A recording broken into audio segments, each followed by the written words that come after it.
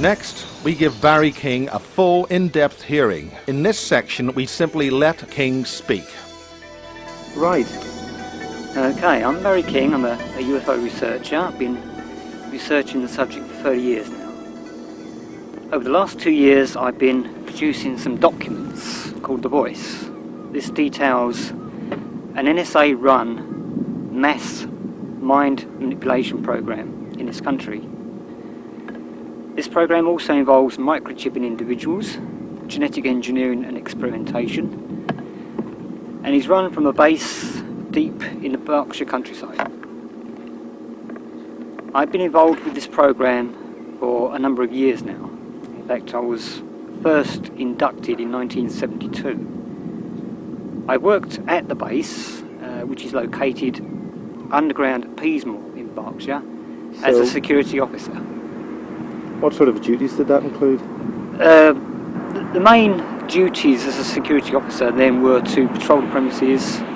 You're overseeing goods in and out. Goods I use in a loose term because obviously we're not going to know what sort of goods they're going to be.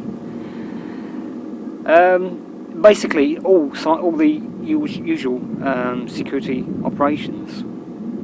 What size of base is this? Well, when I was there, the complex itself was approximately 450 yards by 650 yards, but obviously since then it's probably doubled in size. And how many levels?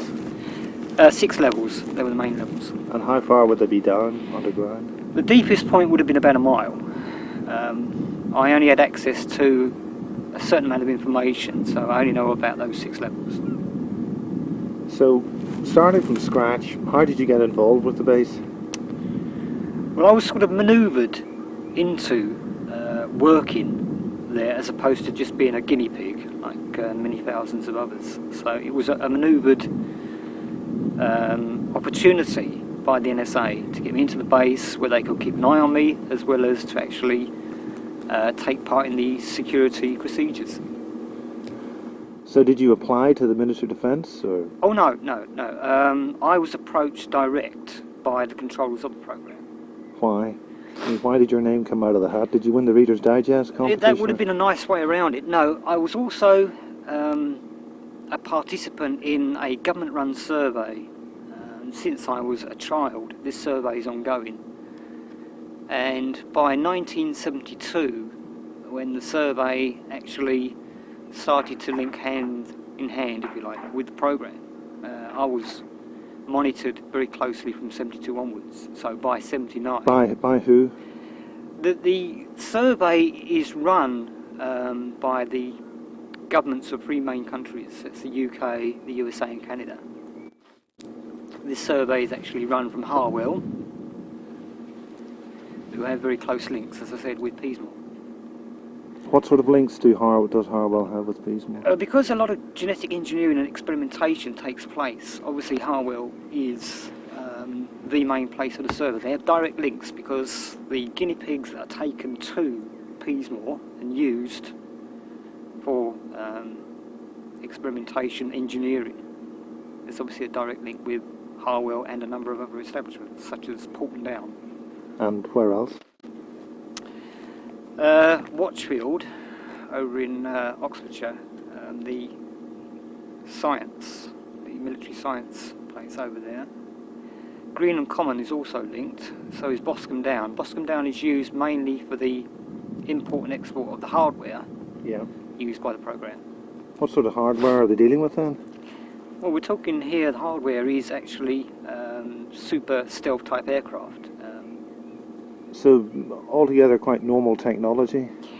I wouldn't use the word normal technology. Secret, but advanced? Very advanced. I mean, some of the machinery they've got is advanced to a level where you could say that certainly an alien technology was involved at one stage. So why would that suggest, I mean, surely we're pretty intelligent ourselves.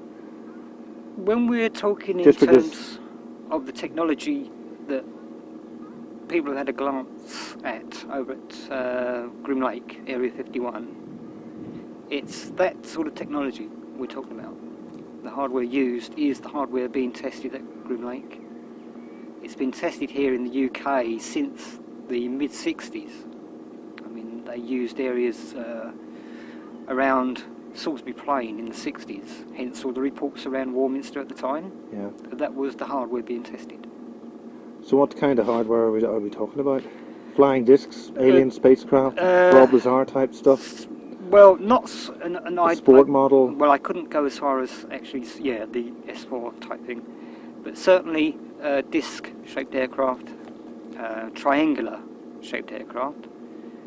I do know for a fact that under the NATO banner, one of the hardware devices used since the mid-80s is a triangular craft, quite large, hover capabilities, usually silent.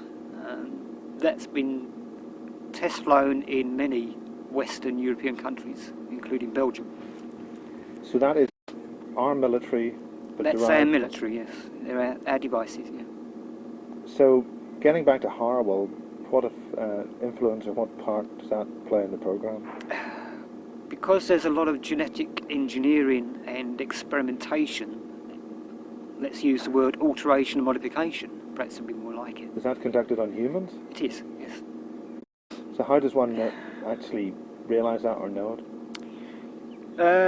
You don't actually realise you're part of the program or the survey. Most participants in the survey are active from early childhood.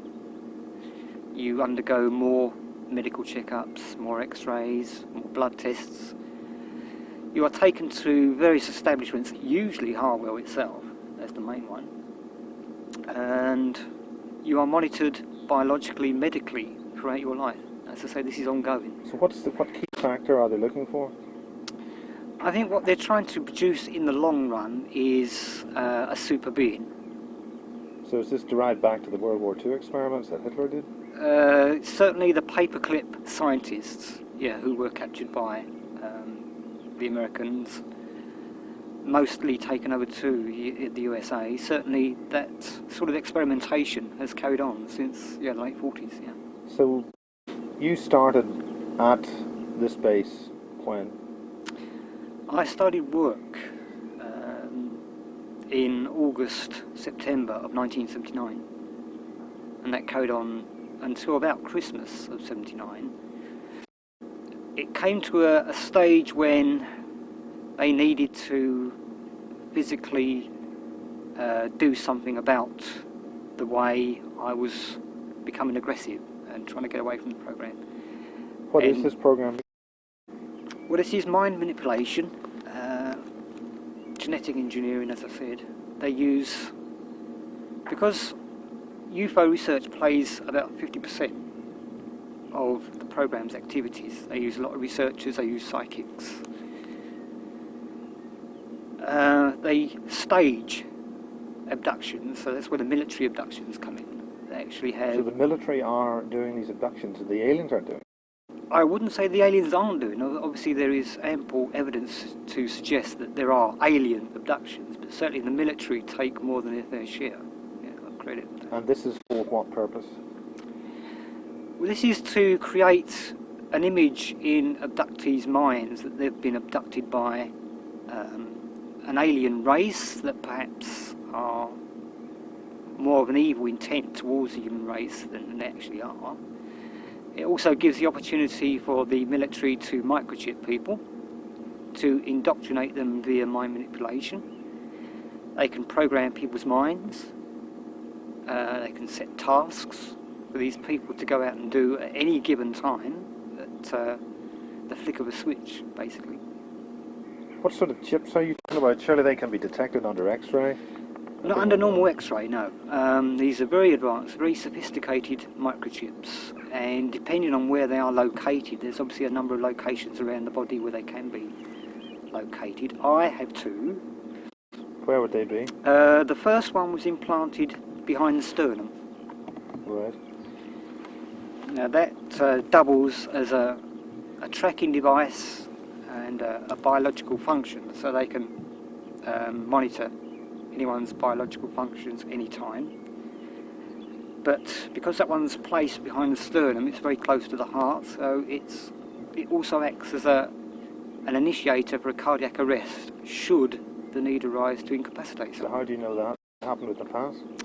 In May of 1980, yes, they actually tried out the device, and this resulted in a massive cardiac arrest. I was rushed to St Bart's Hospital in London, and yes, it could have killed me that particular morning. Because of the power they used on that particular occasion, it left me with a slight depression on the left side of my chest. Right. Since So was that 1980. not picked up on the X-ray? Well, again, this is where this survey comes in. All major hospitals, certainly all regional hospitals, have a computer database that any information on any patient is tapped in, and immediately it will come up on the screen if the person has any connection with the survey. So exactly what influence do these implants have? And surely it can be They can be detected by an organ detected by CAT scans. X-ray? Certainly, A brain scan? yeah. Any devices, and they use quite a lot of the cranial implants, they can be detected only by CAT scans. So obviously, if I was to say, well, look, I want a CAT scan, it's going to cost me 450 quid, yeah, I'll go and have a CAT scan, and they'd pick it up. But the problem being, whatever hospital I went to have that CAT scan, it's going to go down on the records, it's going to get back to Harwell on the survey that, oh, Mr. King's had a private CAT scan to detect the implant, and, you know, we'd be back to square one. What would be the point? So where is the second implant you mentioned? As I say, the first one's in the sternum, the second one's in the head. And when both was were- that second one put The in? second one was implanted in 79 at the base. The first one in 76, I underwent a full program abduction. And obviously at the time I believed it was an alien abduction, and it wasn't until obviously sometime later that I was informed it was a program. So how military. many times have you been abducted? I underwent a partial abduction in 1974 and a full abduction in 76, so it's actual two, yeah.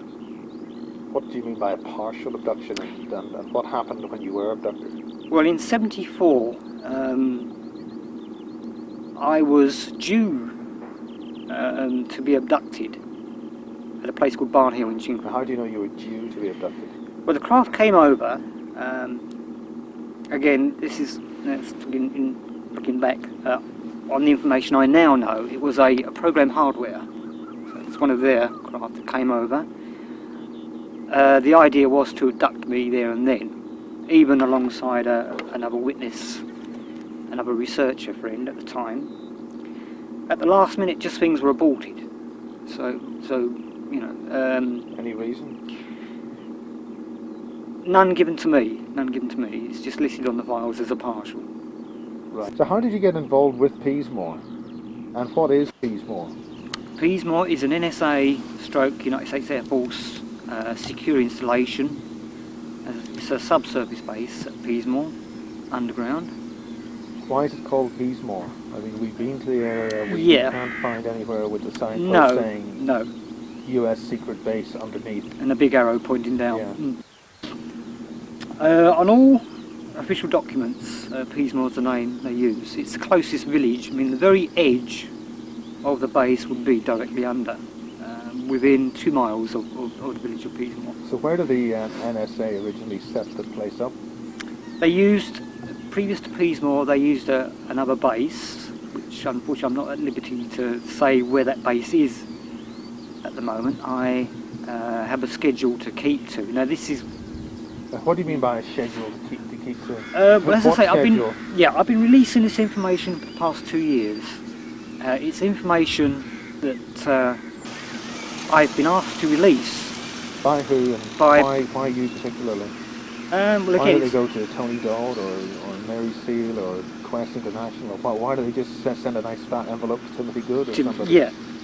Well, they are using a number of researchers here and, as I say, in the States. Same things happening over there. The people who are assisting, who want to see this information got out are a section of British intelligence. They are the Defence Intelligence Section. The BDI. The British, yeah. Now, they Why? got to a stage. Well, they got to a stage Surely when they're violating the various phones and all that sort of oh, they're stuff. definitely breaking the Official Secrets Act, even by giving me information, passing information. But it's got to a stage when they realise that the NSA are literally going to take over the intelligence network, not only in this country, but virtually in the end, the whole world. They So don't who wish to runs see the that. NSA? Is it the reptilians or what? No one knows. They're this faceless bunch of characters who are above the NSA. No one knows who they are. But certainly the NSA have got more than enough clout, so everyone... So the British defence people are getting a bit peeved off that... They're getting worried. I mean, the programme diverted some years ago to a very sinister side when they were using spare parts from humans. They were abducting people. A lot of these people never saw the light of day again. They were used as spare parts. That's like the film Coma? Very like the film Coma. In fact, that sort of regional hospital policy where they get taken to a certain operating theatre, and that's the termination room. Well, think of that laterally, and that is what happens at Harwell and Peasmore. Various individuals are abducted, taken there, they never come out again. They're used as nice, healthy specimens. Again, are they genetically selected for any particular reason, or are we just dealing with a relatively random cat? In the beginning, it was just, yeah, a random thing. I mean, anyone would do. I mean, obviously, we can get a number of good spare parts from this person, all well and good. But then they started to get very fussy. The only grey, now if we use the term grey as an alien being, was those that actually were around the base at the time. Right. At the So base, how many are you talking about greys at Peasmore then? I've only seen 2 greys at Peasmore. Right. The And rest, what do they look like? well, the typical picture everyone gives. Very small, very frail, large heads, very dark, wraparound eyes. And were they escorted by military personnel? Escorted by military and NSA personnel. And were there any reptilians in there? On one occasion I did see, yes, what I would call reptilian, certainly So a how very... different are they to the greys? Totally different. These are much bigger, much stronger. They gave an aura of, yeah, strength and power, as if you don't mix with these So are these characters. as big as a man or bigger? Or? Certainly bigger than, a good 6 inches taller than me, so well Right. over 6 foot, yeah. Yeah. Yeah. So, what do they look like, talk like? I mean, did you get any kind of... No look communication at all, no. Again... Under what circumstances did you see this? Well, I think reptilian? that it was more like a case of they could just walk around there as if they owned the place. That was just the assumption. So they were not escorted? The reptilians were not escorted? The reptilians, although obviously everyone in the base is, let's use the word loosely, escorted, but I think it was more a case of the reptilians were escorting the NSA personnel around the base. And that's it for CSETI. Suffolk, England. In a previous interview, Barry, you mentioned seeing a lizard-like creature at Peasmore. Would you tell us more about that? Yeah, on one occasion, it was just a single occasion, I was in the main corridor at the base, and coming out of the room, along the main corridor was this very large creature, very tall, well over 6 foot, being accompanied by 2 men in suits, which I took to be NSA operatives. They're the only ones who don't wear badges in the place. I just stopped in my tracks, very, very shaken. I mean, it's a very powerful looking being, very difficult to describe, just very, very tall, very well built, very strong, well over, as I say, well over 6 foot. It must have towered at least a foot over my head. A greeny browny mottled type of skin. I tried to take in as many details as possible, but as I say, it literally caught me unawares. I was really put into shock. Didn't know what the hell it was. It was just casually walking along the main corridor with the 2 operatives. Got a very strong sense of evil and nastiness about the thing. It worried me for quite a while afterwards. I mean, you know, you're never told. The security people are the last to be told what's going on. But it was inferred by others at the time that that was one of the reptile species. Of course, it didn't mean that much to me at the time. But every time you asked questions, no one wanted to answer. It was just strongly inferred that, yeah, that was a reptilian, you don't want to mess with that, and it was just left at that. But over the years, it just seems more and more plausible to me that that also was another creation from the base. It just, you know, there may well be reptilian races, but it's just as easy for the military to have actually made this thing, rather than it being an actual reptilian. Like the rest of them? Like the rest of them, yeah.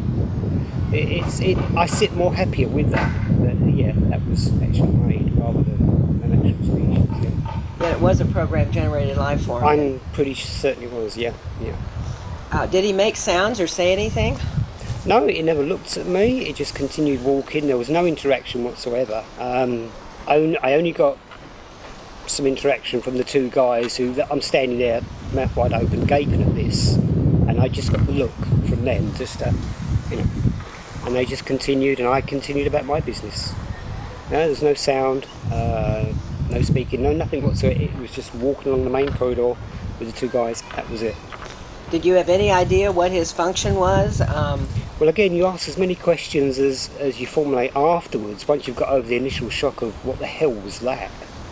No one wanted to know, no one wanted to easily give answers to questions. It was a case of, well, you saw it, that was it, you know, don't ask questions.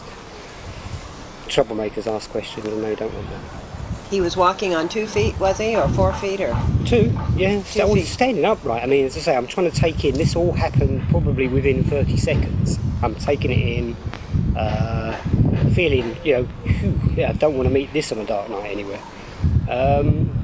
Yeah, I never even bothered to look back. It was, well, the glance back I gave both the figure and the two guys was very brief while I continued. But that's it, I've got jobs to do, I'm away. That's not my business. But over a period of time you were there for upwards of a year or so altogether. Why did this one bit 30 seconds, why did this brief... Because it was so out of place with what was going on there. I mean, everyone's so used to the 3 different phases, you know, of development of the PGs, and this literally stuck out like a sore thumb. You know, it's just not the usual thing you see around. It was just the once only. Yeah, it was very unnerving, very scary. Any final questions? You didn't see an insignia or anything on his clothing? I mean, he was dressed in something, presumably. If it was, again, I never noticed. I didn't discern, you know, oh, that was skin and that was clothing. That just didn't, that wasn't there. It was just this tall being. I mean, mostly my focus was from, you know, chest upwards. I mean, the head, you know, I was literally expecting it to turn around and face me, and then I wouldn't know what I would have done if it had done, but it just kept looking straight and continuing, as if I wasn't even there. So, no, I didn't take in that many details. What I saw was, yeah, quite enough, thanks very much. Is there anything that you could say it looked like? Well, again, you've seen drawings that people have done over the years of supposed reptilians, Dracos, whatever the names are given.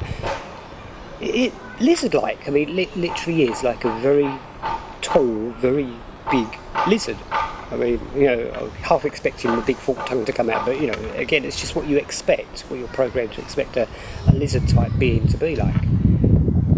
Any idea why they would create such a creature?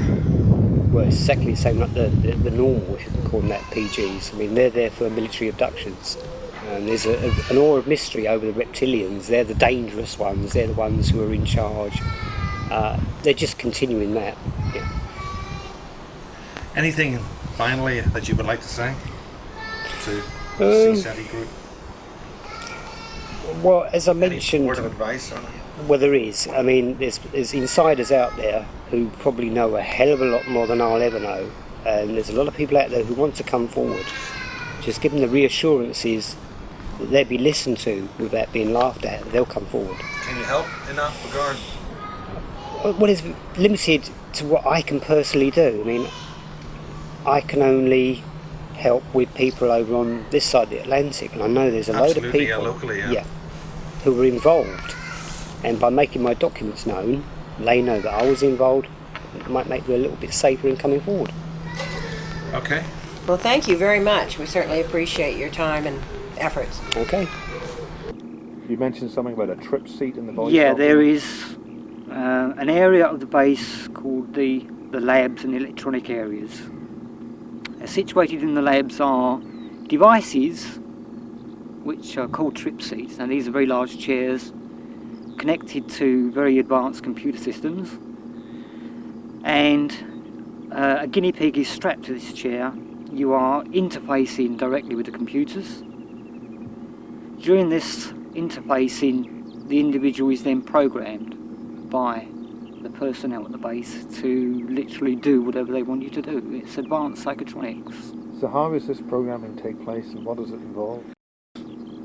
Again, depending on what tasks they want that individual to perform at some stage. I mean, it's... If you've seen the film Telephone, a 1977 film,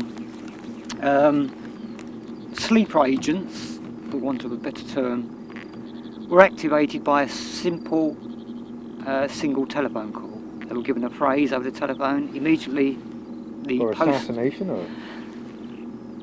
I suppose they could be used for that, although I don't really see why there'd be such a need. So what exactly was involved with the trip seat? Well, as I say, it was basically programming. You could be programmed to do... I mean, how did this happen? Was it a visual image, or? Yeah, you've got, on the trip seat, as I say, you're interfacing with the computers. You've got a very big wraparound screen in front of you. This is holographic. There are also a special helmet and visor placed on your head. So literally all images, subliminal images, that come through. They use the EBL. What's that? Electronic brain link. On the. What does that involve? Well, that involves the images directly being converted from the computers into images acceptable by the brain. They're implanted. They're held there until activated at a later time by. So is this a direct electrical connection to your mind, or? You are connected directly to the seat, which, as I say, comes through the computer. So yeah, you're interfacing. Literally, it's man and machine as one. So is there any psychic use for this, or? They use mostly psychics there. They enhance anyone with any level of psychic ability. If they can make use of that, I mean, the military use people for remote viewing targets in military installations in other countries. So anyone with any trace of psychic ability in them, yeah, they'll enhance that considerably. PK, remote viewing, and a number of other bits and pieces. So are they able to see what you're seeing in your head, or is it just a one-way thing into you? They can't actually see, not visually see what you're seeing. They just know what they're pumping through to you, so they virtually know what's happening anyway. So how do they know that you? Well, they give simple tasks first, like say 2 days after being in the trip seat. Then they'll set you a task, and if you can perform that task 100%, they know it's worked, and then they can actually program more sophisticated tasks for you at a later date. What sort of things did they use on you?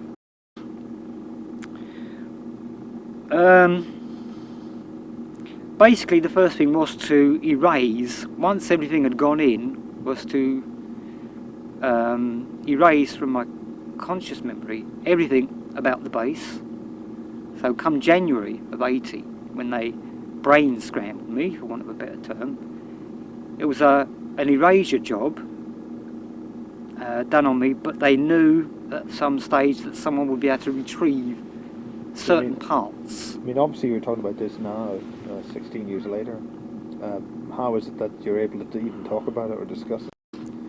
Well, during 1988, I underwent a truck stop event. This is where the Defence Intelligence people came into the scene, 1988.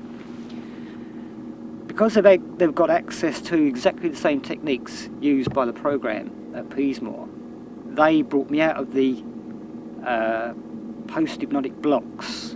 So they reversed the process? They reversed the process virtually, gave back a lot of the information. There's still a lot blocked, but they decided that, yeah, they'll reverse as much as suited them for information to be released. So yeah, I got a lot of conscious recall after they reversed the situation, and they've sort of filled in so many gaps since. Bits and pieces of, well, physically going back to the base. Which entrance did you use to get into the base? Bravo, mainly. That's Greenham Common. Greenham Common. Which we were there recently. That's through one of the large hangars? Yeah. Or the underground bunkers, rather? Yeah, that's it. So, what other things did they do to, and how was that involved? Did they do that in the truck when you had the truck, or did they take you somewhere else? Well, the truck stop event, I mean, because I was still under the control of the electronic brain link, so, and DI8 having access to exactly the same sort So of how did that equipment. work? How are you under the control of the brain link? Well, that's where that The implant? the implant comes in. Yeah, I mean, as I say, you're tracked. So how does this happen? Is it through? I'm not too up on the technical Right, side of things, yeah. but obviously the equipment is there. They can use it. They can track someone. They can monitor the biological functions, and they can literally there and then. Right. And they diverted my truck to a small lay-by, whereby I was then dragged out of the truck, bundled into the back of a van, and it was a process of virtually reversing the initial process that was done. So at why have they Peasmore. done this? Why did they suddenly decide to reverse the process? So you could tell us what's going on in the base? They needed someone. As I say, I think they saw it as to suit their purposes. They needed someone to start getting some information out. And at that time, were you involved with London UFO Studies? Or had In any involvement? 1988, no, I wasn't. No, I was. So it was after that event? Oh, it was after that. So were there any other like that which happened afterwards? Was that just a one-off or what? Well, that truck stop in 88, it was a case of information was then given to me, which included a load of photographs, maps, codes. I was to hide that documentation and retrieve it at a later time. So that's Again, maps and codes and photographs? maps, codes, photographs of the base. Who took the photographs? They did, defence people. So I found later that you tried to retrieve those photographs. I tried to retrieve those on 2 occasions. In 1995? 1994, I tried to retrieve them in, I think it was November. And where did you keep them that you needed They to were kept retrieve? at a firm of solicitors, which I thought was I thought it was a pretty clever move. Thinking, well, no one would actually even think of looking. But the Peasmore personnel obviously knew every move I was making before I even made it. So it turns out that you tried to recover those documents and photographs. On 2 occasions, and yeah. what happened? Well, the first occasion, I was stopped on my way into town to pick up the documentation. And 2 guys in a white car physically prevented me from, they knew where I was going, what I was doing. So it was a case of, So how is it that you were given information to release? As I And say, then when on you one, tried to release it, somebody else says no. There implies there's a conflict there. well, obviously there's a conflict there. I mean, you've got a small band of British intelligence people up against the whole organisation, the NSA. So obviously, Yeah. even though it would suit the purposes of British intelligence to get this information out, it obviously doesn't suit the So purpose is there of a the possibility NSA. of that happening again in the future? Well, there's no chance now of Because- even trying a retrieval because they've been removed from the Yeah. premises. So But there's- in terms of new information, maybe actual video of the place, because that's what we need nowadays. Is video footage of that the would breeding be, chambers. that would be the cream on the cake. Would be to try and get some visuals actually of the base, but to actually.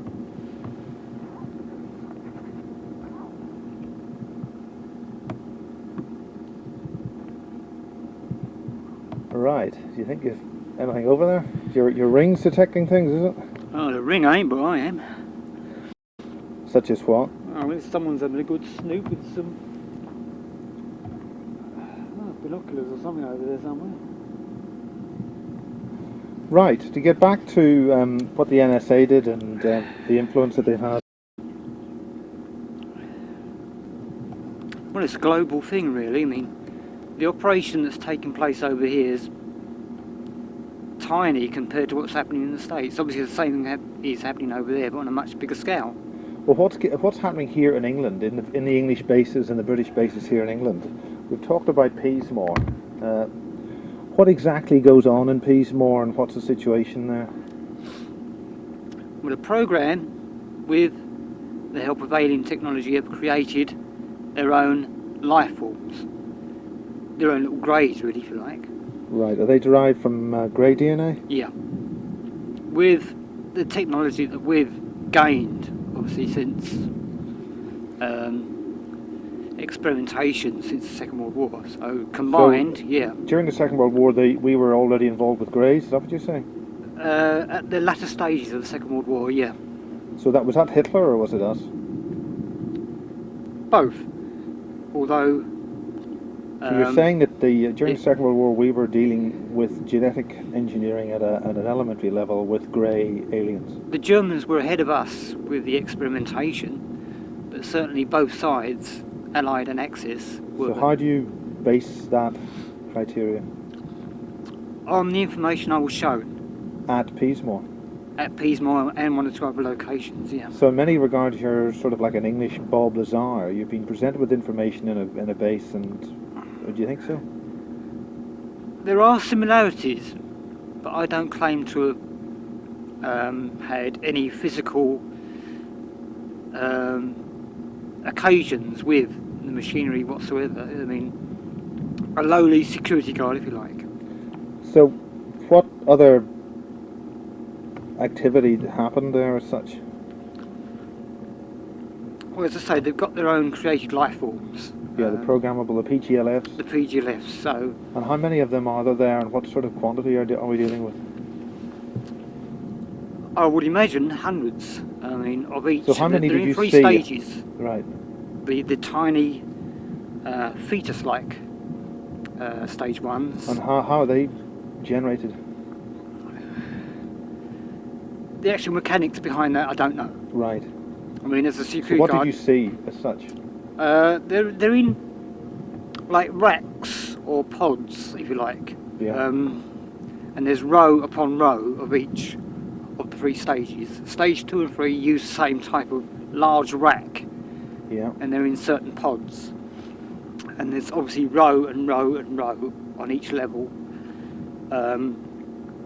What sort of size of container are we dealing with? The larger racks are about 40 foot long, 6 foot by 4 foot or thereabouts. Is this in some kind of a clinical ward or factory type environment? Or? Oh no, well no, it's more like a warehouse. I mean, literally they are stores. They call them the racks, the sheds. Yeah. And that's, row after row, these things are just stored there for use. These things are alive, obviously, but they're in a sleep state, or? I mean, you mentioned before that you could actually walk up to them and you'd see an expression on them. Was that the human ones? Because they're programmed directly from the central computer systems, literally anything that goes in, they're programmed to go and do. They haven't literally minds of their own as such, but you can get something out of them. I mean... In what way? Well, it was a bit of a standing joke between the 4 British security guards there, but there was something strange about the faces of these little creatures, and 2 of them were joking one afternoon and saying, well look, you get a screwdriver and you just carefully prise off this black thing on his face. Right, so you can walk up to them and you can touch them. Well, you can pick one up, literally shove it over your shoulder. They're so small and light, but very, very strong. They are very, very strong. Very, you could literally, go and pick one up. So they're sort of a stupor, a coma type status? Stupor. Not a coma, because literally once the programming starts, whoosh, off they go and do whatever they've got to go and do, what they've been programmed to do. So I don't really know how you can describe the state they're in. They're just suddenly, like automatons, are switched on and off. And are there human derivatives of these? Oh yeah. And what are they like? Well, this is the two that they used at Barn Hill in Chingford in '74. Totally different to the small grey lake ones. One was about 6 foot tall, completely featureless, had a face as such, but no eyes, mouth, nose, none of that. Yeah. Very long hair, so that was a close What to sort human of type. colour of hair do they have? Blonde, that was blonde hair. And the second one was again about human size, but completely featureless. No discernible features whatsoever. They also have So you're talking sort of a perfect human, or just a non-event of a human? well, basically just Like a mannequin? Is that why it's called Project Mannequin? oh, that's a different story altogether. That I mean, that was So a play these on beings words. are not to do with mannequin. It's nothing. Mannequin is a project. But it's not what this is. What these creatures are. No, they're not mannequins. No, in terms of the project name. No, the project name was devised. I mean, it was changed. At first, it was called Puppet Master. That was the name of the first project. It went into Mannequin. So when did Puppet Master start? About 58 in the States. The idea, because again, they play on words. Like most codes they use in any project, gives you an insight into what the project really is about. So Puppet Master, masters and slaves. Yes. They were pulling the strings, literally. Yeah. Play on words. Yeah. They just changed Puppet So Master we have the to first Mannequin. type of grey, which we're manufacturing and breeding in Peasmore. What's the second stage? After the tinies, the tiddlers, Yeah. we get to stage 2, which I suppose if you relate the PGs to humans, you'd have the baby, you'd have the teenager, then you'd have the adult. Right. Stage 2 is the teenager.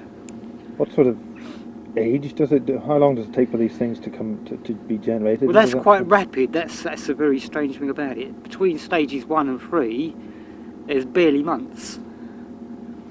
So between the time of when I first started working there in August, September of '79, so by December, I was already seeing from what used to be stage 1, that's walking around stage 3. So very short period of time.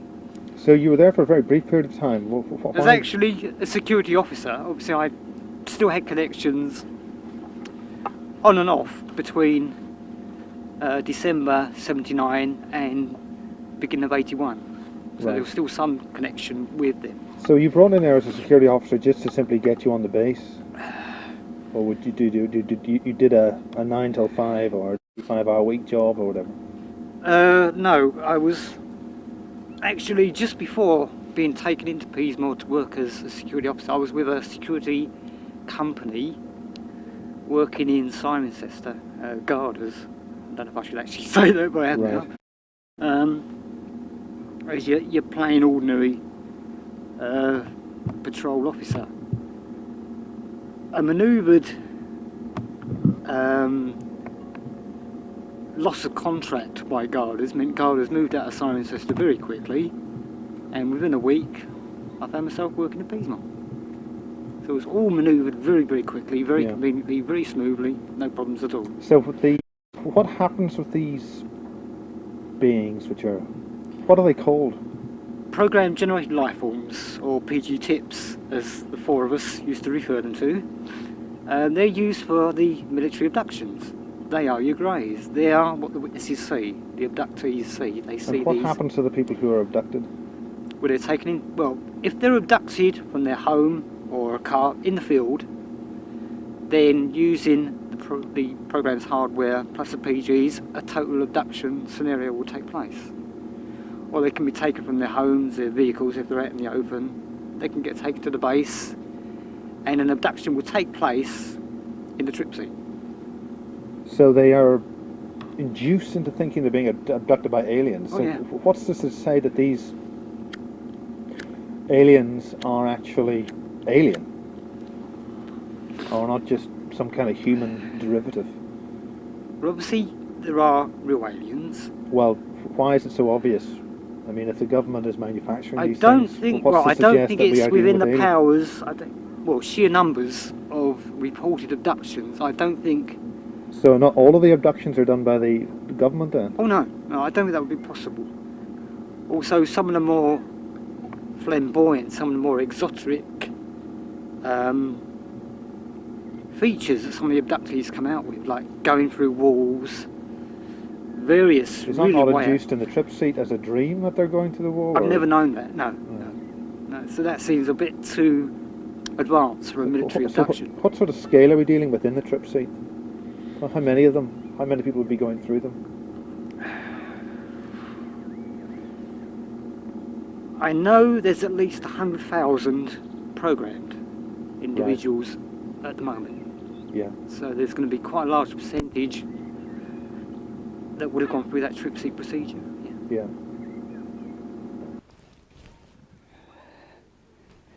Well, You've been discussing the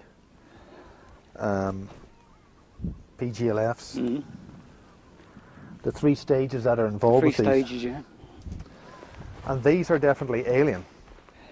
Well, they're derived from an alien technology, certainly, and they look more alien than humans, yeah. So what exactly do they look like? What sort of skin do they have? What sort of other features do they have? Well, their skin, it's to the touch. I mean, it's not clammy as some believe. Is it warm? Very dry, very dry. Dry? Scaly? Not really. It's like, you know, parchment paper. It's a little bit rough, but I don't know. How many fingers do they have? Well, some have got 4 fingers and a thumb. They always have a thumb. Some have got 3 fingers and a thumb. Right. It literally does depend on what they're going to be used for. So they manufacture them according to specifications. Yeah. I mentioned earlier about this seems to have started, this breeding program seems to have started during the war, during the latter stage of the war, and the Germans and the Americans and British were involved with that, is that? Yeah, well, I think the Germans, as I said, were more advanced than the Americans were. So how do you know that? Where did you get that information from? Information shown to me. I've been shown a lot of documentation, films, slides, files, a lot of information I was told to release Right. at certain stages. So what sort of films and slides are you dealing with? Or files? A lot of it's gun camera stuff, so I've seen discs, alien life forms. What kind of alien life forms? Some really weird. Humanoid? Well, there's been the typical grey, creatures that perhaps look more like us, what they, I suppose you would call Nordics, Yeah. and some that you wouldn't even realise were life forms at all, unless you were told they were life forms. Well, what does that mean? Are they sort of like... We got some that appear to be like giant crystals that Right. communicate. Yeah, Crystals? I mean, that's a weird thing. weird. Oh, there's a lot of weird things out Is there. he dealing with crystal entities? Well, they just appear to look like big blocks of crystal. I mean, shining. And what do they contain? Some kind of an intelligence or what? Oh, a vast intelligence. I mean, they just look like a big prism. Right. And where are these situated or located? Well, on the films, let's say various shots, some gun camera shots. And you were shown this film at Peasmore. Oh no. So where were you shown this information? Well, I underwent 2 or 3 interviews with the MOD. Yeah.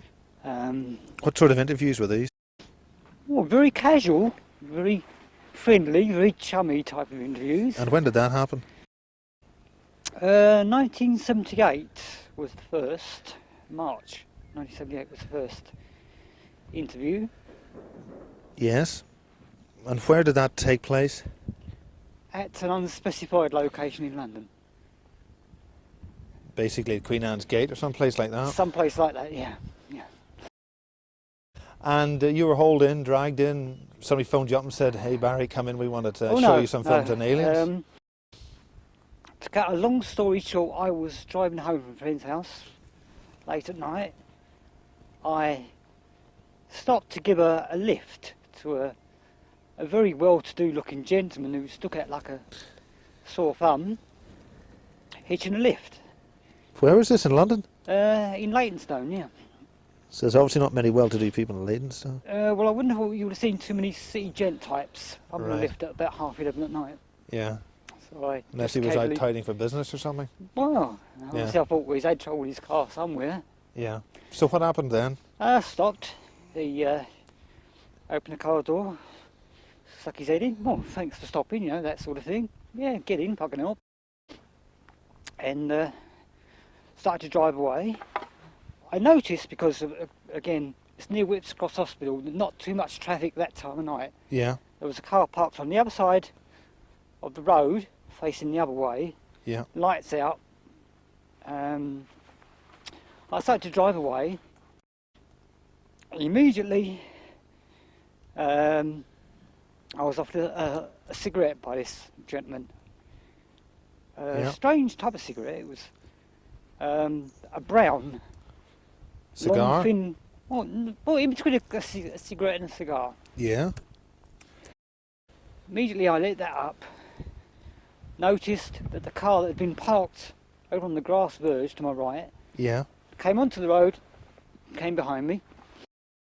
I immediately felt a bit strange, woozy, lightheaded. So it was drugged in some way. So they got you. Well, I immediately remembered the steering wheel being pulled sharply to the left, and then from then onwards, very disjointed. You know, I don't remember Right. very much at all. So you're then taken to a building of unspecified location. Well, I then remember driving actually in central London itself, being directed to an underground car park, told to park the car in a certain location, taken up in the lift, led along a corridor into a big main office, Yeah. then through into a small office, and interview took place. And that you were shown files, Shown files. what sort of files? What sort of volume of file are you dealing with? Well, it was a very quick procedure, you know. Yeah. Look at that, look at Pictures, that, look at this, information? look at that. Names, locations, What sort of names? civilian and military names. I was told to take in as much detail as I could and to remember certain names and watch out for these names sometime in the future. Have you published those names in the voice documents? Some of them have been so far, some I've yet to do, yeah, at the right Yeah. time. Yeah. So what generally are we talking about here? What general theme are we getting? We seem to be in. We have the NSA, Hitler, or the British. Were the British involved with this generation of aliens in the 1940s? Oh yeah, the British have always worked very closely with the Americans, yeah. I mean, everyone bands about this New World Order Yeah. business. Well, basically, yes, that's the big agenda everyone's working for, but not everyone's got the right idea. Right. So what's the general reason for this? Or can you be more specific? I'll be as specific as I can. The idea is to have, let's call them the elite. Again, another strange little title, but let's call them the elite. Or the want to be Illuminati? in charge of everyone. The Let's have- Illuminati, or I think they're all part and parcel of this whole Or whatever. package. Those Yeah. that are going to be in charge of the whole thing. yeah, So we're going to have a masters and slaves situation. If we can have a nice, docile, manipulated public throughout the world, yeah, run by the masters, right, those in charge, yeah, and if we're not going to cause any ripples, they're not going to have any problems, and they can bring in literally anything they want to. We're looking for a stabilised population on the planet. They are depopulating the planet by various, we were going on to other tangents here. AIDS and all that sort of stuff, manufactured diseases, Manufactured diseases, Wars. created catastrophes. weather warfare, earthquakes, all that sort of stuff. I think that all comes Manufactured. into it. It's all Yeah. been hinted at very strongly that, yeah, there are direct plans to depopulate planet Earth. It's got to get to a stable number of... What sort of number? Do you have any idea? No. just that there's far too many at the moment, and the way we're going, we're heading for Right. serious problems. So so the idea is to manufacture these alien creatures. Well, again, it's the cover story. Military abductions, to give a cover story that we're really being invaded by hideous, nasty aliens who are only here to cause us harm. So that would support the idea that these aliens that you saw at Peasmore aren't alien, but they're some kind of deviant human that we've been manufacturing. Do you It think would so? appear that way, but totally different. It's like chalk and cheese. The programmed life forms are totally different from the, let's bracket, real aliens. Right. So you've seen real aliens Real at aliens Peasmore. compared to the PGs, totally different. So what are the real aliens like? Well, again, small compared to human standards, very frail looking. The eyes are totally different for a start. I mean, everyone's describing the Yeah. large almond-shaped eyes, and that's true of the ones So what's I've the seen. skin like? What are the nose like? What are the features like? Yeah, well, again, that's different. I mean, I think they've tried to perfect the PGs to get as close as possible to the real aliens. Are the real aliens themselves slaves? Again, I seem to think that they're more in charge than the NSA are. They seem to get the impression that, you know, they can do what they want, and if we don't toe the line, it's tough for us. Yeah. So that we've got greys walking about in the underground facility in Peasmore, and who else is reptilian? Again, I saw just the one reptilian, and it would also And what give kind the of features impression. did he have? Sorry. What kind of features did the reptilian have? Well, it again gave the impression of being very strong, very powerful. It's difficult to describe. What sort of clothing did these guys wear? Did they have a weapon on board? Did they like a ray gun? But what would you know? What would be a weapon? Someone so advanced. I mean, some people have seen this rod that they have. What sort of symbols did they have on their No tunic? symbols noticed. Clothing. I mean, I think you'd be hard pushed to differentiate between the skin, if you can call it skin, of this thing, and any clothing it would have worn. It all just seemed to be all one.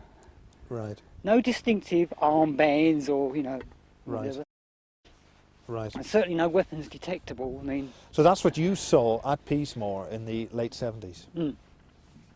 And were you able to communicate with these things, or were you allowed to? Or I wouldn't have known where to begin, but I was told that the Greys could certainly pick up faults. right. So you were told quietly to perhaps don't think of certain things because your thoughts could be picked up. So that's easier said than done. I mean, Right. you can't control your thought processes. What about the reptilian lizard man? Well, then again, the I term. mean, would he look like a lizard man, or is it a lizard man? I wouldn't more? say it. No, I wouldn't say it looked anything like a lizard at all. No, it's difficult to try and describe what sort of reptile I thought it looked like. I mean, to be honest, I've never seen What anything would make like them it. look like a reptile to call them reptilian? I think the eyes, more than anything. I Like mean, cat's eyes, vertical slit. well, the that sort of- vertical, yeah. Yeah. Odd, just very, very odd. I mean, you heard rumours from other guards that it had a snake's tongue, Right. And I haven't seen it, so I couldn't say, but Right. lots of rumours fly around as well. So how is Peasmore accessed, and how is it connected to other facilities here in Britain? It's accessed through 3 major establishments: Harwell, Greenham Common and Watchfield, by underground What link. specifically at these 3 locations? What's Greenham Common obviously is a place where they stored cruise missiles in the 80s, and now I've That was a removed damn them. good cover then, yeah. Well, obviously that entrance is still going to be there. At Harwell, you can. That's where the civilian That's where Rutherford and the Appleton civilian runs. labs That's are. where the surveys run from. You access the. That's the survey, which is the World Genetic Survey. Yeah. Now you access that through a lift. The same with the military place at Watchfield. That's accessed through a lift. So it's really only Greenham Common that it's through the underground bunker. So what about the other place at Watchfield? That also, you go down. What precisely at Watchfield that we're looking for? Well, that's the Royal Science Laboratories at Watchfield. Is that a civilian or a No, army? it's military. Military. Yeah. So these three places converge into this place called Peasmore. Yeah. What about Foley? Is it South Foley that the South NS Foley. I've been told to let just a little bit of information out that South Foley is used by the NSA directly. That's their sort of... Is it still used today in 1996? I'm told so, yeah. That's their sort of London area base, although base perhaps is the wrong word, but certainly that's, they use that. So you mentioned before that these embryos are flown out in rabbits' wombs from Boscombe Down and all those sort of places. What other bases outside the general Peasmore area are connected with this program? Oh, quite a few. I've listed in, I think it's number 14 of my documents. I've listed all the underground installations in the UK. Now, a number of those are connected to the programme and survey. Not all. Such as what? Can you mention any? Safely mention. Boscombe Down? Boscombe Down, obviously, yeah, because that's where the hardware is What flown about in and RAF out. Machrihanish? Machrihanish is used again for the NATO Firefly craft, one of the hardware. We're here at Bentwaters. What's this facility here got to do with the facilities that you're talking about? Here they've got a large underground system. This is obviously the place in 1980 where Larry Warren was at, where the UFO events happened for three days. That's right, yep. Over December 1980. Something definitely strange happened here. But there's a very large underground complex here. I've been told is on a non-full use status, so I couldn't actually say what may or may not be going on here. But is this connected with the Mannequin project or any of the other projects? Not as far as I know, no. But there is a possibility because they use a number of underground installations to store the PGs anyway. And this So is obviously literally- the site where something happened a while back, and the military is meant to have had contact with the aliens. Well, they certainly had contact with something, yeah. What sort of size of facility are we dealing with at Peasmore? Well, as I say, if we go by the 1979 time scale, 450 yards by 650 yards, deepest point round about a mile. But I was informed sometime after that work was taking place there, so they could have doubled that size easy, no Right. problem at all. So they're running these creatures out and shipping them in rabbits to the United States. Is the genetic labs? Are they manufacturing them at Peasmore and sending them out to Alabama? Is that what you mentioned earlier? Ah, Alabama, yeah, that's... Whereabouts in Alabama? Do you know? You've got two locations in Alabama. I don't think... Well, everyone knows one of those locations. I'm not quite sure whether I should actually, at this stage, mention the other location. Well, why not? Well, I haven't been given the go-ahead to release certain information on the American side yet, so perhaps... Well, what's the first place that has already been mentioned? Well, let's run through the list of the ones I know I've safely given out so far. Fort Detrick, Edgewood Arsenal. Everyone keeps mentioning Mount Weather, but I've got that on the A list, but not an active list, so I really couldn't Right. comment on that. There's a small town, Ormond or Oron or some place like that. And is that a familiar name? Small, short name like that? No. No. Rudlow Manor. I knew we'd get to that old chestnut, Rudlow Manor. Now, That's the main UFO place in this country. Now, obviously, I don't know 100% what they've got lurking underneath Rudloe Manor. I can only hint that perhaps that's one of the main storage points for the program hardware. What kind of hardware are we talking about? Well, we're talking about, our super machines. Oh no, the hardware itself, not the PGs. I don't think Rudloe has anything to do with the PGs at all. I think they're more of the hardware, the craft, if you like. Right, or the physical craft? Physical craft, yeah. But talking about physical craft, where else are the aliens kept, or the alien craft kept in Britain? Boscombe Down, possibility of Rudloe Manor. As I said, there's a big question mark with that. Macron-Hanish, certainly used. RAF Leman. Where's that? Oh, that's up north. Is there a place in Kent as well? Yeah, but in Kent you're edging onto the DARPA territory. What's DARPA? That's the Defence Advanced Research Projects Agency. We work very closely with NASA. Now they're heavily into anti-gravity machines. So that's where we make our man-made flying discs? Yeah, amongst other things. Like what? Well, as I said, they're heavily into anti-gravity. They're heavily into interdimensional. The field.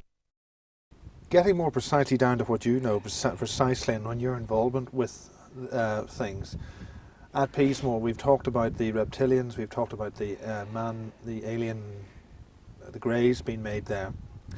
What kind of you've mentioned Project Mannequin as well. What exactly is Project Mannequin all about? Project Mannequin is the creation of life forms, military abductions, microchipping on a mass scale. I mean, the NSA's aim is to virtually microchip everyone in this country alone. So you know the scale they're working at. I mean, the UK, USA, Canada, anywhere. It's going to be a mass. And what's the purpose of that? We get back to the same old thing. Everyone, let's give it the old title everyone's used so far: the New World Order, the One World Government. And what's the alien connection with that? I think at some stage in the past, where we were working hand in hand with the aliens, Has that stopped? I think it's got to a stage now where we've abused the technology they let us have, and it's a case now where they certainly don't trust us for reasons unknown to myself. We can't trust them. So there's a double cross happening? It's a double cross sort of situation. I don't think we can trust the aliens anymore. I mean, could we ever trust the aliens? And which I think we aliens did in the beginning. Well, which aliens are we dealing with specifically? Can you name any races or types or anything? I think the Greys are the ones that we basically can't trust anymore. The Reptilians, I'm not so sure about. You couldn't trust them to start with anyway? Strange characters, yeah. And what about these blonde types? What about the them? Nordics? Well, I think perhaps we shouldn't trust those, even though they seem to be the more trustworthy of them all. You know, they're giving messages of love and goodness and all the rest of it. So are these directly involved with the NSA facilities here in England? The Nordics, no. The other two types, certainly, yeah. Is that the only two types that you saw at Peasmore? Yeah, it's only two types I know of, yeah, that were connected with Peasmore. Massive. I mean, I could only go, obviously, judging by the 7981 time scale, it was very large then, so by now it's... So did you ship these things out in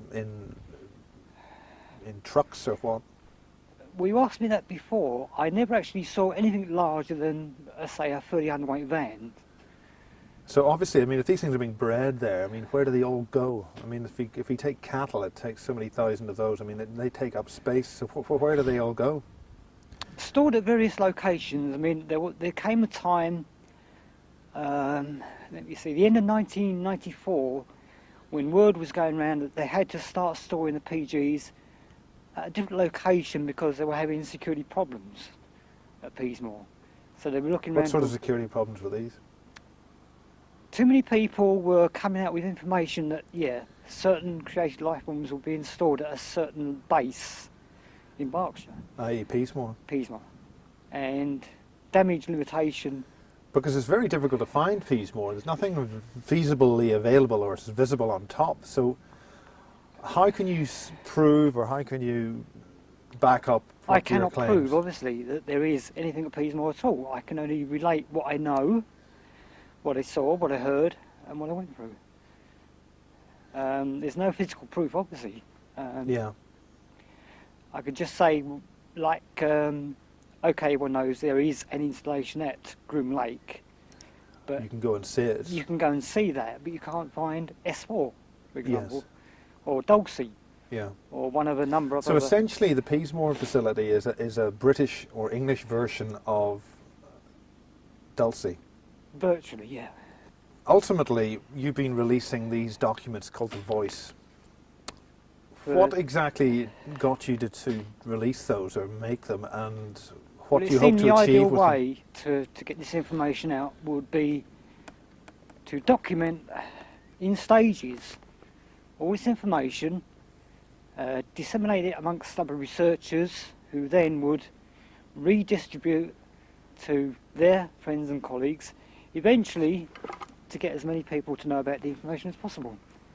Well, it's reached a stage now when it's been, just over 2 years since the first document was produced. And we've seen elements of the content of these documents appear in certain popular television programs.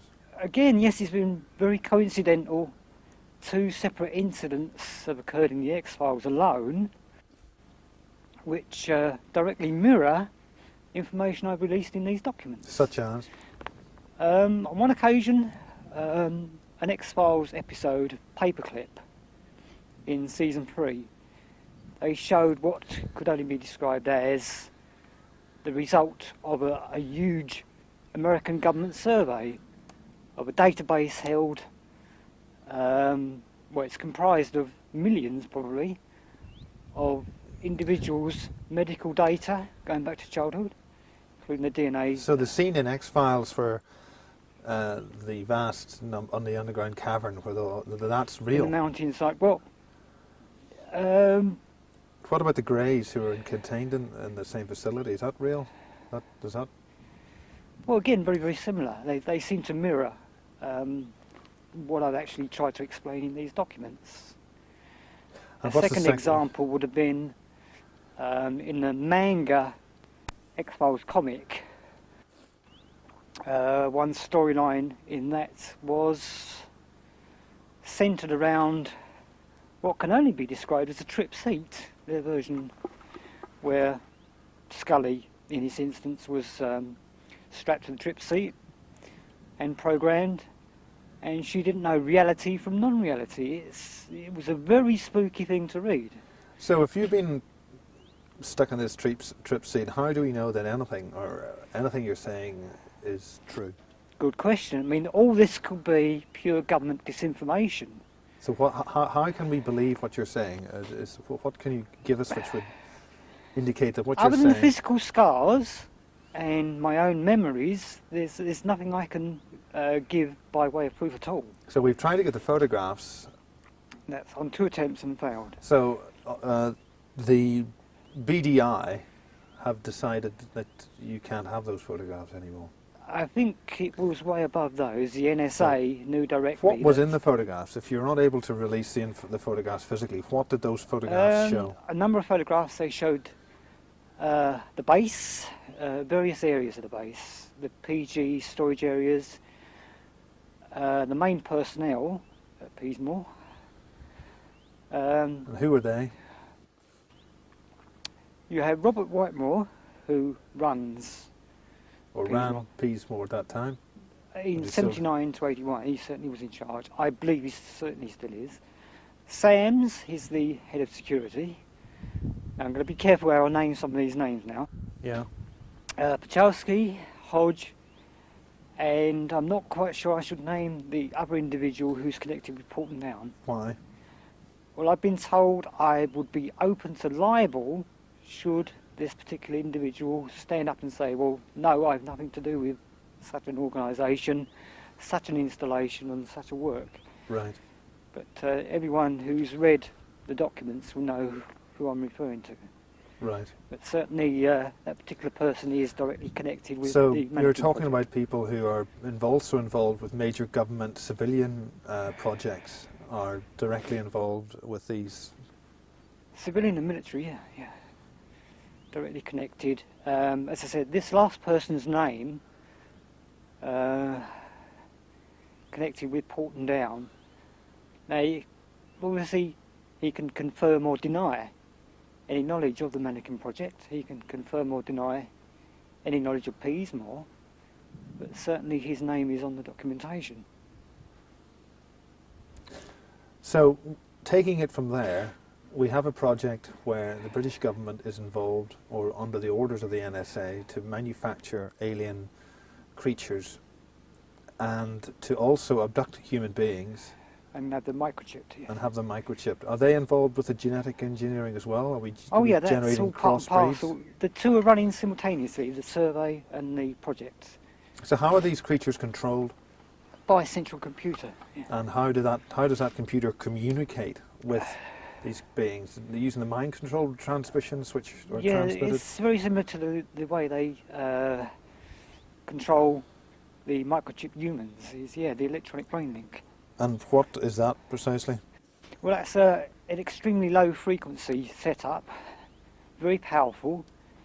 The NSA can switch from Menwith Hill in Yorkshire, which is the main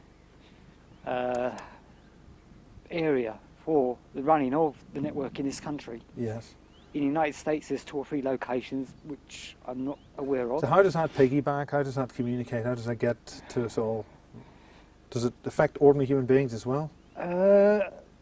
Depending on the sensitivity of each individual, yes, certain people can pick up. I mean, you get some people say they hear strange buzzies, noises, ringing in the ears or whatever. It can affect a fairly close range the equilibrium of an individual. So you literally could get knocked off your feet with a very strong signal. Those are not microchipped. Oh yeah. I mean, are you saying it paralyses you in such a way that you collapse, or? It would depend on the sensitivity of the person, certainly. Someone, literally could, lose their balance. Have you got heard cases of that, or? I have known cases, yeah. What about the other 4 security guards that work with you? Are they not able to communicate all this stuff out as well, or? Well, the other 3 British, those 3 no longer work at Peasmore. I believe one is dead. I believe one was picked up in the Midlands, and one is on the run.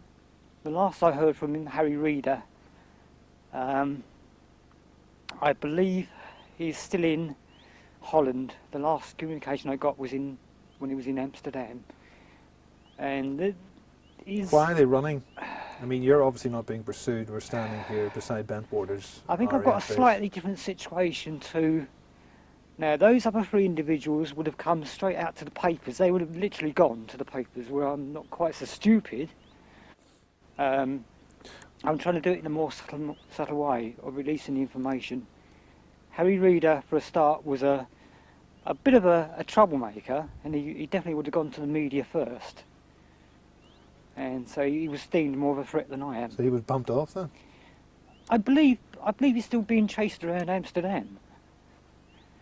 So when did you last talk to him, and what did you say? Was there anything important that you could relay? Yeah, last November he phoned and basically said that he was skipping around Holland to keep out the way, warning me that the programme were trying to find other locations to store the PGs because they were worried that storing them solely at Peasmore wasn't a viable proposition anymore.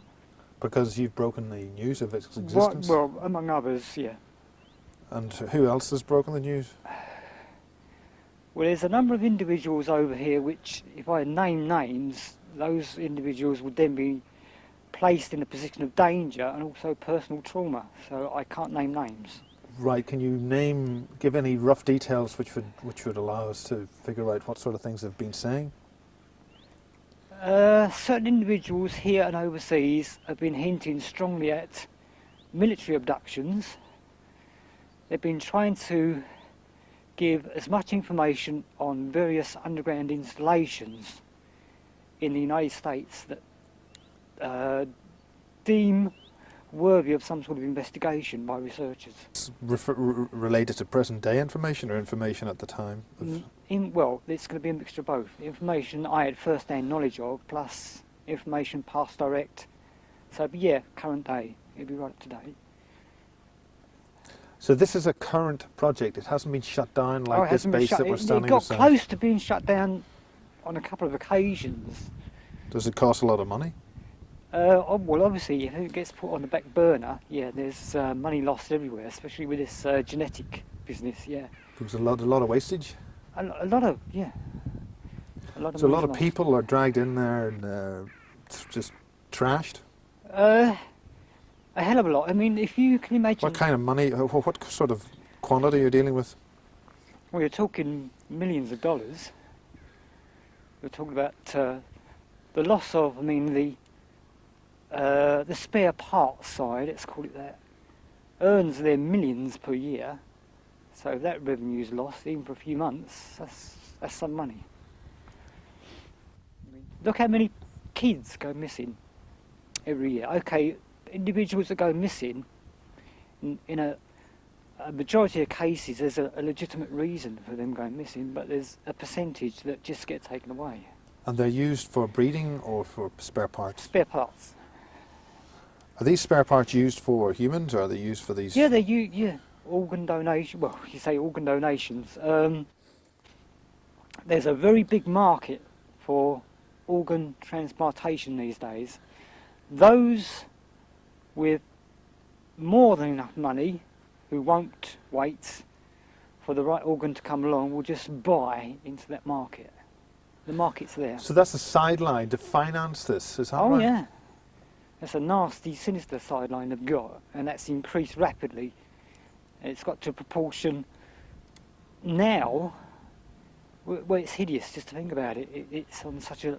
because obviously there's a lot of dark goings-on run by NASA alone. We could go on for ages. So this again all seems to tie, and this all again ties in with this slave race thing that they're manufacturing. Oh yeah. Alien spacecraft. So I mean, the alien spacecraft people are seeing aren't alien; they're ours. Is that what you're saying? Some are ours, and some are.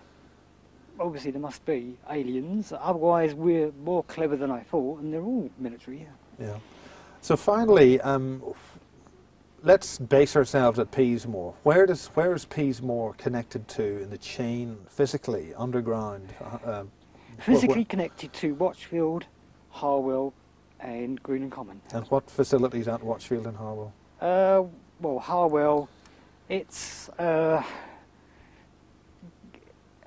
let's call it a disguise as an atomic energy commission type of research establishment. It's good cover. At Watchfield, it's the military. It's a science academy of some sort. Is a good cover, and of course Green and Common was used as the one of the two main cruise missile bases, Molesworth being the other one. And outside of that area, what other main facilities in Britain are we dealing with? Got to look closely at Porton Down, which they work very closely with, Boscombe Down, because they use that as the import-export area. That they fly in the embryos or fly them out, or? But obviously that takes place. Also the hardware, mainly the hardware, is flown in and out of the UK via Boscombe Down, but they also use Machrihanish. Yeah, well that's a long way away. It is, but again we edge on to that so-called Aurora project. It's all connected with the... What do you mean by the so-called Aurora project? Well, I think that's another red herring that's been deliberately fed to researchers. Give them a code word, give them Aurora, and they'll run themselves ragged trying to find out what Aurora is, and all the time it's just another piece of program hardware. They're a very advanced one at that. And has that got spaceflight capability, or? I believe it's suborbital, but I think we're in summary, what do you think is summary, what's generally happening? Well, more and more military abductions are going to take place. More and more people are going to be microchipped. There's going to be more mind manipulation on the citizens of the UK unless someone actually does something about it. I mean, it's all going to be done in such a subtle way. This New World Order business. You're talking about mass annihilation of the civilian population? It's not going to be annihilation, it's going to be a case of we're all going to be under their control and we're not even going to know about it. Can you not say that that's what's happening now? Are we not under that control already? We still have quite a lot of free will at the moment. Once we're all microchipped, that's all gone.